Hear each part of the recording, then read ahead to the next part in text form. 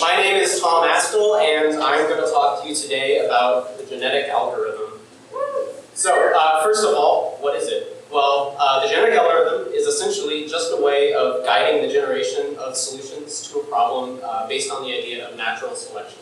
So, essentially, the idea behind it is just that you generate a bunch of solutions, you measure their efficiency, and then you let the best solutions breed with each other in order to generate new solutions that hopefully do better than the last ones. So, one step at a time. So, first, imagine that you have some dogs.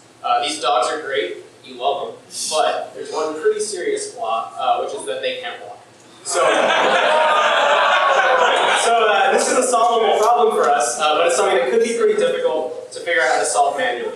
And so that's where the genetic algorithm comes in.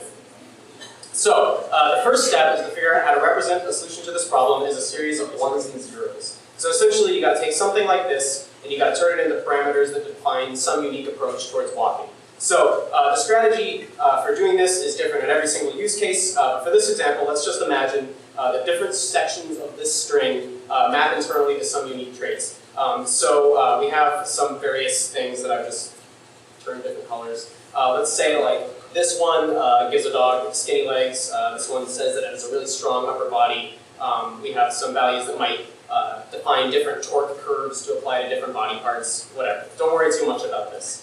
Anyways, once you have some way of encoding a solution, like the one I just showed you, this is your gene. So you do this, and then you just generate a whole bunch of them. And that's your first generation. So your first generation is going to be pretty doofy, because it's completely random, and that's totally fine. Don't worry about it. It's just the base from which we're going to craft and mold our perfect canine walk cycle. So now that we have this initial generation, we move on to the next step, which is we got to evaluate it. So we got this back to genes, but we need some way of defining which ones are better than any other ones. So we have to come up with what's called a fitness function. So for our example of dog walking, the basic idea is probably just that the farther a dog moves in any given span of time, the more points that it gets. Of course, as with all things, there's some gotchas here. So they're going to differ from use case to use case, but to give you an example of the types of things you will have to watch out for.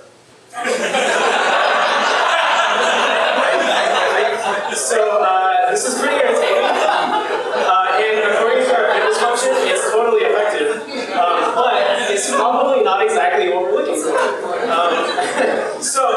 What's going on here is that the algorithm is going to take any advantage it can find, and it's going to just run with it. So coming up with a good fitness function is kind of a nuanced thing to do. If, for example, you only take distance traveled into account, then you can end up in situations like this. If, however, you also penalize genes for, say, smashing their dogs' faces into the ground, then we can prevent injuries for everyone involved.